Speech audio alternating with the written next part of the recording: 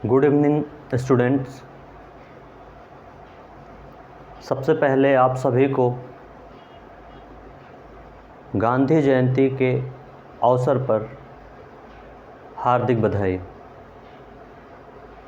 हम आप लोगों से कहे थे कि मेरी पहली वीडियो 2 अक्टूबर के दिन यूट्यूब पे डाली जाएगी। तो आज हम बात करेंगे महात्मा गांधी की,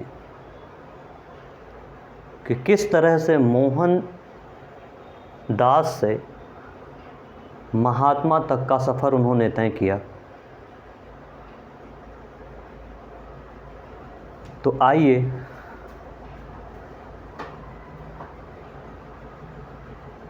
अहिंसा के पुजारी, भारतीय राष्ट्रवाद के पिता,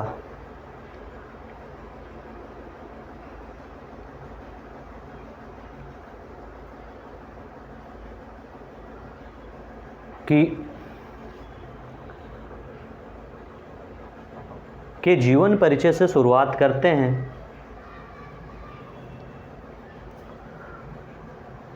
महात्मा गांधी का मूल नाम मोहनदास था। इनका जन्म 2 अक्टूबर 1869 ईस्वी को हुआ।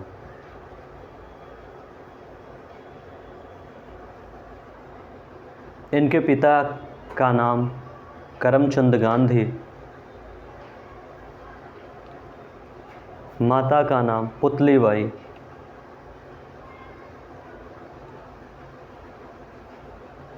पहले यह था कि नाम के साथ पिताजी का भी नाम लिखा जाता था, इसलिए गांधी जी भी ने अपने नाम के पीछे अपने पिता का नाम लगा दिया। तो इनका पूरा नाम हो गया मोहनदास करमचंद गांधी। इनकी प्रारंभिक शिक्षा पोरबंदर में हुई, माध्यमिक शिक्षा राजकोट में हुई, मैट्रिक की शिक्षा अहमदाबाद में और वकालत की शिक्षा इंग्लैंड में हुई। क्योंकि भारत में पहले वकालत की परीक्षा नहीं होती थी।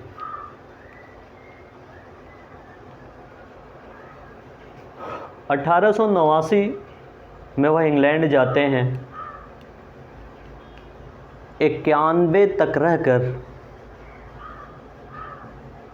बैरिस्ट्री की पढ़ाई पढ़कर भारत वापस लौटते हैं।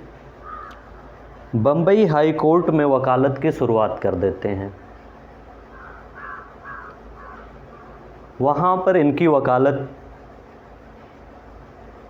नहीं चलती है तो वह राजकोट जिला न्यायालय आते हैं, वहाँ पे वकालत की शुरुआत करते हैं।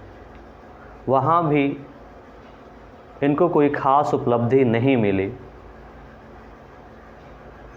इसी बीच गांधी जी के जीवन में एक नया मोड़ आता है।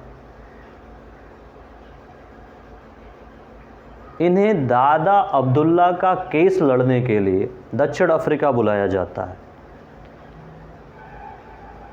वह समय है 1893।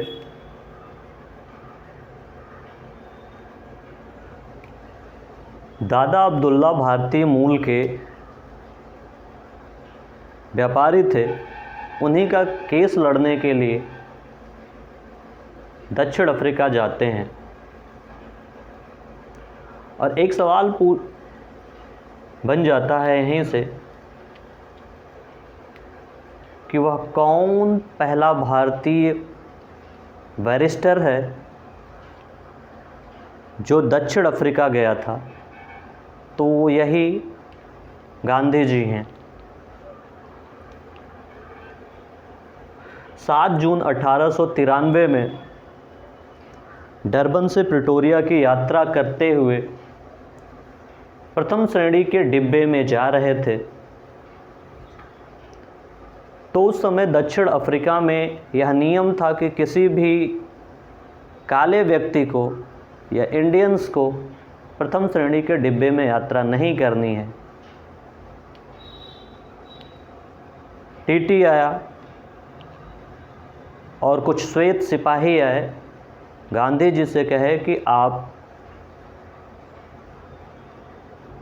जनरल श्रेणी के डिब्बे में चले जाइए। गांधी जी नहीं मानते हैं।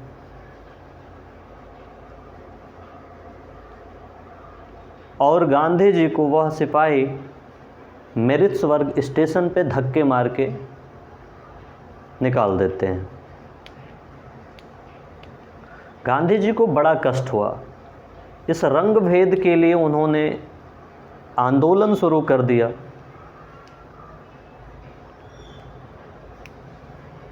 इन्हीं के पदचिन्हों पे चल के दक्षिण अफ्रीका के गांधी कहे जाने वाले नेल्सन मंडेला ने भी रंग भेद के विरोध में आंदोलन चलाया और सफलता पाई।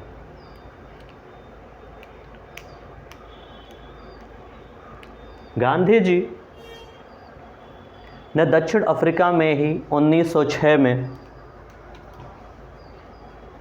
एशियाटिक रजिस्ट्रेशन एक्ट का विरोध किया, क्योंकि रजिस्ट्रेशन के आड़ में भारतीयों से धन की उगाही की जाती थी। तो 1906 में गांधी जी का पहला सत्याग्रह हुआ। सत्याग्रह का अर्थ होता है सत्य के प्रति आग्रह, और यह शब्द गांधी जी ने थोरो की पुस्तक सिविल डिसओबीडियंस से लिया है। तो एशियाटिक रजिस्ट्रेशन का एक्ट का विरोध किया और वहाँ सफलता पाई। तो गांधी जी का पहला सत्याग्रह दक्षिण अफ्रीका में 1906 में हुआ। गांधी जी गिरमिटिया प्रथा का भी विरोध किया। गिरमिटिया प्रथा क्या है कि पहले भारतीयों को बगानों में काम करने के लिए यूरोप, अफ्रीका ले जाया जाता था और वहाँ उनका शोषण किया जाता था। इसके विरोध में भी गांधी जी ने 1913 में आंदोलन चलाया और 1914 में इन्हें सफलता मिल गई। हालांकि दादा अब्दुल्ला का केस लड़के गांधी जी ने प्रसिद्धि हासिल किया और भारत 9 जनवरी 1915 को वापस आते हैं। इसी 9 जनवरी को भारतीय प्रवासी दिवस के रूप में मनाया जाता है। गांधी जी मुंबई उतरते हैं। मुंबई से अहमदाबाद आते हैं। अहमदाबाद के कोचरब नामक स्थान पे जीवनलाल बैरिस्टर का मकान किराए पे लेते हैं। वहीं पे सत्याग्रह आश्रम की शुरुआत कर देते हैं। वहीं से अपने आंदोलनों को सुनियोजित करते हैं। भारत आने के समय आते ही गांधी जी के राजनीतिक गुरु थे गोपाल कृष्ण गोखले।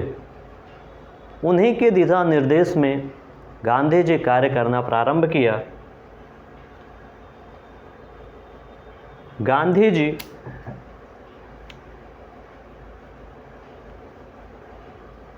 के 4 पुत्र थे, हरिलाल, मणिलाल, रामदास, देवदास, लेकिन ये चारों नहीं पूछे जाते हैं इनके पुत्र।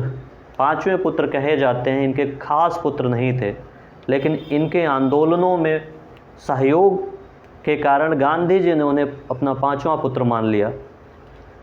वे थे जमनालाल बजाज। तो गांधी जी, हाँ, हमने बताया नहीं कि दक्षिण अफ्रीका में गांधी जी ने तमाम संस्थाओं की स्थापना किया, जैसे नटाल इंडिया कांग्रेस 1994, एक समाचार पत्र भी उन्होंने प्रकाशित किया, इंडियन ओपिनियन, 2 आश्रम फिनिक्स फार्म रुस्तम के सहयोग से और टालस्टॉय फार्म जोहान्सबर्ग में स्थापना किया कालेनबाख के सहयोग से। उसी समय उन्होंने 1909 में हिंद स्वराज नामक पुस्तक लिखी। पहली बार पुस्तकों के माध्यम से हिंदुस्तान के स्वराज की बात की। तो गांधी जी की उपाधियां हम जान लेते हैं। कैसर-ए-हिंद, गांधी जी को कैसर-ए-हिंद की उपाधि अंग्रेज देते हैं क्योंकि गांधी जी ने दक्षिण अफ्रीका में अंग्रेज़ों का सहयोग किया था और भारत आते ही आप लोग जानते हैं कि 1914 से 1918 तक प्रथम विश्व युद्ध चला। तो उनकी सहायता के बदले में, एवज में, अंग्रेजी सरकार ने कैसर-ए-हिंद की उपाधि दिया। कैसर-ए-हिंद का अर्थ होता है हिंदुस्तान का सम्राट। लेकिन उनकी सहायता करने के एवज में भारतीयों ने भी एक उपाधि दे दिया, वह है भर्ती करने वाला sergeant. One man boundary force Mountbatten ने कहा, महात्मा रविन्द्रनाथ टैगोर ने कहा, मलंग बाबा दक्षिण पश्चिम के कबायलियों ने कहा, देशद्रोही फ़कीर विंस्टन चर्चिल ने कहा, अर्धनंगा फ़कीर चर्चिल और फ्रैंक मोरिस ने कहा, राष्ट्रपिता 1944 में सुभाष चंद्र बोस ने कहा इन्हें, और बापू जवाहरलाल नेहरू ने कहा। गांधी जी विचारों की लड़ाई लड़ा करते थे। उनके आंदोलनों के 3 माध्यम थे, सत्य, अहिंसा और सत्याग्रह। इन्हीं के माध्यम से उन्होंने अंग्रेज़ों का प्रतिरोध किया। अहिंसा के बारे में वे कहते थे कि हमें अगर हिंसा के बल पे आज़ादी मिलती है तो हम उसे स्वीकार नहीं करेंगे।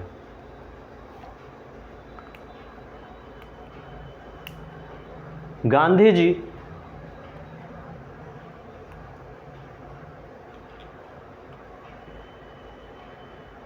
भारत में तमाम आंदोलनों को चलाए। जैसे भारत में पहला सत्याग्रह है चंपारण आंदोलन। तो पूछा जाता है कि भारत में चलाया गया पहला सत्याग्रह कौन है, तो चंपारण सत्याग्रह है। इसी तरह है अहमदाबाद मिल मजदूर आंदोलन 1918 में। 1918 में यह खेड़ा आंदोलन। 1920 में असहयोग आंदोलन की शुरुआत करते हैं। 1930 में सविनय अवज्ञा आंदोलन, दांडी मार्च। 1942 में भारत छोड़ो आंदोलन। तभी इतिहासकारों ने 1919 से लेके 1942 तक के काल को गांधी युग के नाम से जाना जाता है। एक नाम दे दिया, गांधी युग।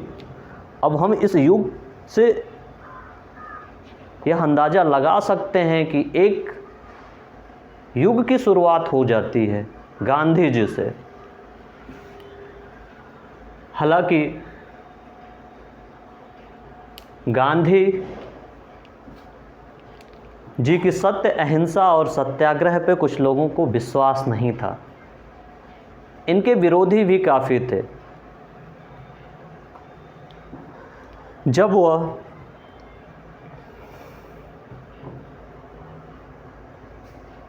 प्रार्थना सभा में जा रहे थे,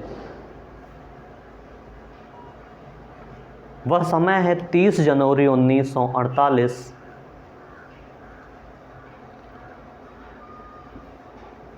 5:15 पे